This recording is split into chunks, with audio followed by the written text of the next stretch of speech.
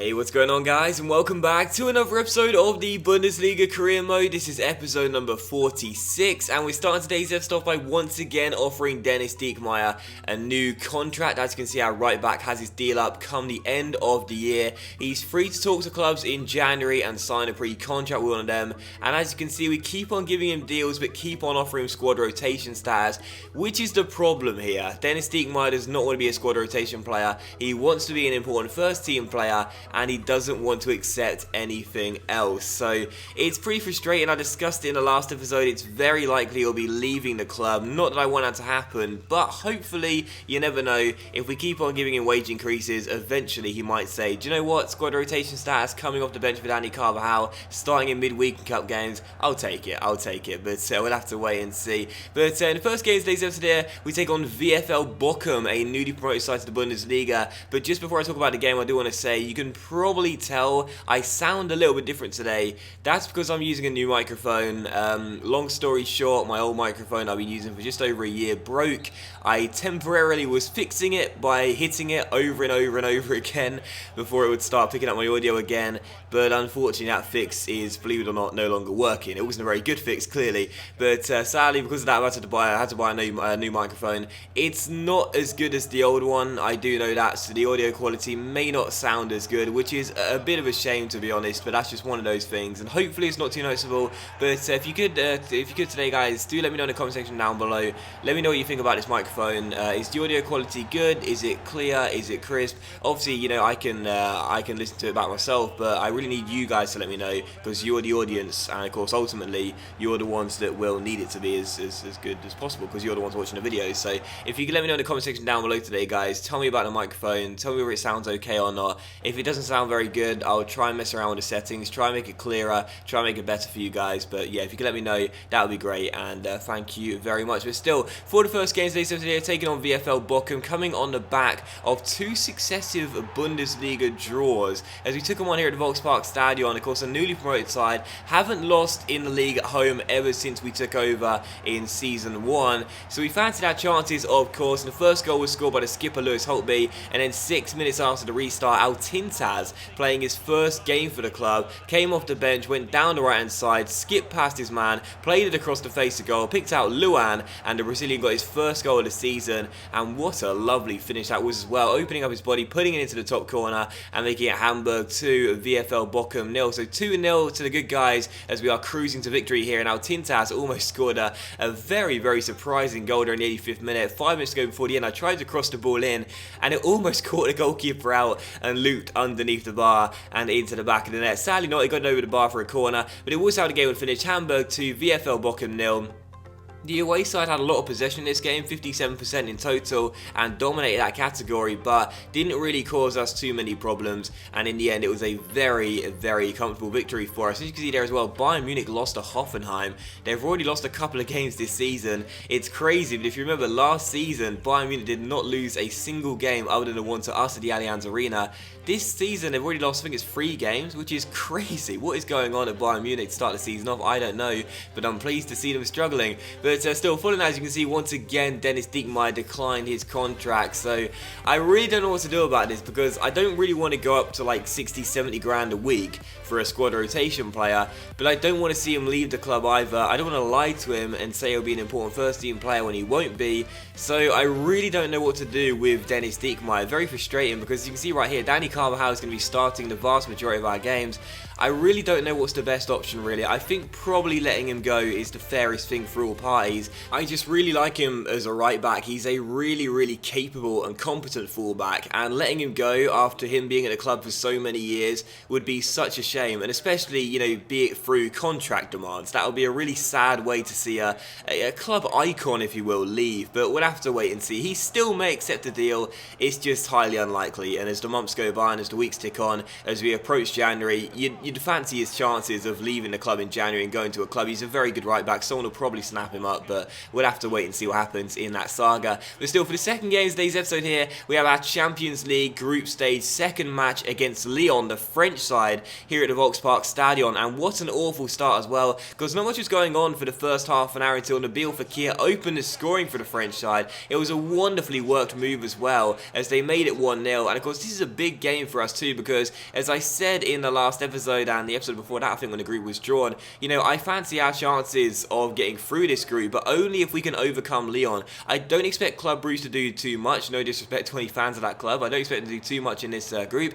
Real Madrid will probably top it. This is a side we'll battle for second place with, like we did with Benfica last season. So going a goal down wasn't great to see, but on the stroke of half time, Valencia made a great save, got a shot behind for a corner, and then from that corner we broke, went on a counter attack, a great ball inside, found Julian Brandt, as Anthony Lopez came out of his goal to try and get onto the loose ball. He couldn't get there on time. The Portuguese goalkeeper was stranded in no man's land, and Julian Brandt got to the ball instead and put it into the empty and unguarded net. So a great little free ball by Maximilian Meyer through the gap, and as you can see, Lopez there.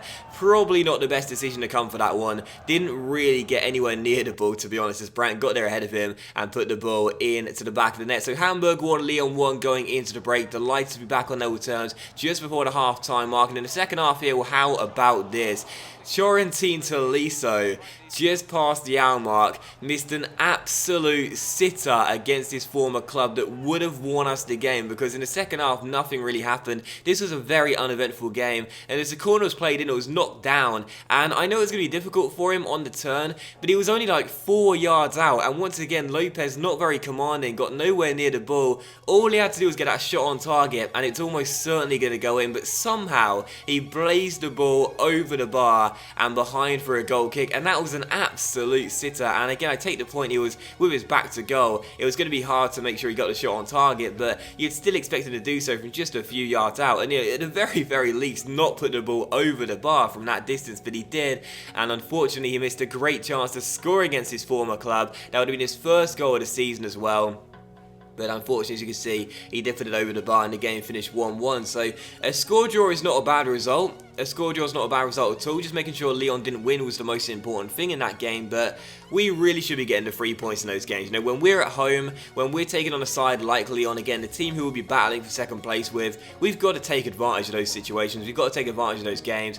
That was a big missed opportunity for us in that one there. And again, when we travelling to Lyon during the second half of the group stage, that could prove to be a massive game. And if we lose that one, we could potentially see us struggling to get out of the group. But we'll have to wait and see how it pans out over the course of the next 4 games. For our third and final game of the episode though, we will take on Hertha Berlin here away at the Olympia Stadion. So always looking forward to these type of games whenever you play against the career mode side you've managed before. I don't know whether you guys are the same, but I always find it really fun to see how we'll do and stack up against one of the sides that I used to manage. So taking on Hertha Berlin here away at the Olympia Stadion, my last Bundesliga career back in FIFA 14. First goal of chances fell early on, and then the 34th minute here we would take the lead through Yannick Gerhardt, once again going on the break from a corner, and that is something you'll see in this episode and you've seen throughout the entire series, and you'll continue to see from me every single video I put out really. Whenever I have the ball, no matter what position of the pitch I'm on, I always push the pace and I always push the tempo,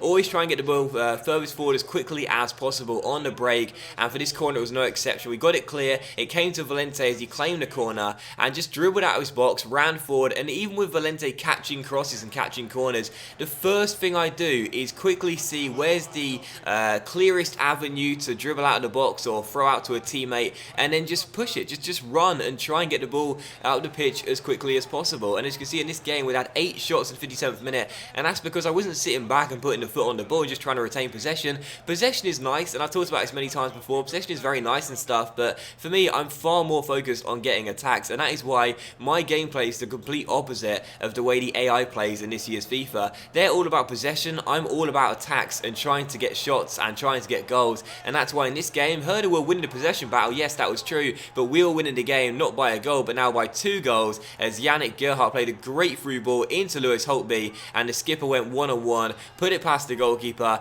and into the back of the net. So Hertha Berlin 0, Hamburg 2, 4 minutes after the hour mark, and as you can see, once again, this goal started from the back with Valente claiming a cross, throwing the ball out quickly, looking up, starting the attack, and us getting our skates on and going up the end of the pitch. And that's exactly what I always try and do every single time we collect the ball, no matter where we are on the pitch. So Hertha Berlin 0, Hamburg 2. It would have been 3-0 here in the 77th minute. Our Correa finished this chance. Dennis Diekmeyer played a lovely ball over the top to the Argentine, who got onto it. A good first touch, but unfortunately could only hit the post, and Thomas Kraft dived on the rebound. So no goal for the Argentine. We still won the game by 2-0. As you can see the stats right here. Hertha Berlin had a bit more possession and higher pass accuracy, yes, but we had 11 shots in that game, 6 on target, and it was all because every single time we got the ball, we looked up, we wanted to start breaks, and that's exactly what we did time after time after time again. So a solid win in that one. That's now 2 wins in a row in the Bundesliga, 2 clean sheets in a row in the Bundesliga, and 2 successive games where we scored more than 1 goal as well. So delighted with that. And again, after 3 games in the league without a win, 1 loss and 2 draws, we needed a good return to form. That's now 5 games unbeaten in all competitions as well. We're starting to play a little bit better, and after our mixed start to the season, this is exactly what we want to see. So a solid result there, very pleased with that one. And as you can see, following that, some sad news once again. Dennis Diekmeyer may be leaving the club, and Timo Werner also may be leaving the club. He comes to us there. That player conversation went by a little bit quickly, sorry about that, but he says to us he's not getting the game time. He wants to be sold in January, and Timo Werner, one of my first signings in this series, may well be leaving the club in January alongside Diekmeyer. So that would be a massive shame, because I talked about Werner in the last episode. He's not a first 11 player anymore. He's lost his place to Angel Correa and Julian Brandt, if you will, down the left flank. He's not a first 11 player, but he does come off the bench quite a lot. He's an impact player, he's an energy player, but he may well end up applying his trade at another club. I'll try and keep him here. I'll try and offer him a new contract possibly, and just try and give him a wage increase, keep him happy or something. I don't want to see Werner leave. I don't want to see Diekmeyer leave, but a couple of my bench players may be leaving to pastures new come the January transfer window. I guess we just have to wait and see. But to end the episode, we have a user monthly report, a squad report, and a look at league standings as well. We are top of the table, 8 games in, 5 wins, 2 draws, 1 defeat with 17 points. That's more like it, and hopefully come the end of the season, we'll be staying in first place. But that is going to be today's episode of the Bundesliga Career Mode, guys. So I want to say a massive thank you for watching the video. Really hope you have enjoyed it. Once again, do please let me know about the microphone quality. Was the audio sound good? Was the sound quality good? Was the audio fine? Please let me know in the comment section down below. But thanks for watching the video regardless. Hope you enjoyed it. If you have, then please leave a like, and I'll see you for the next episode of the Bundesliga Career Mode very soon.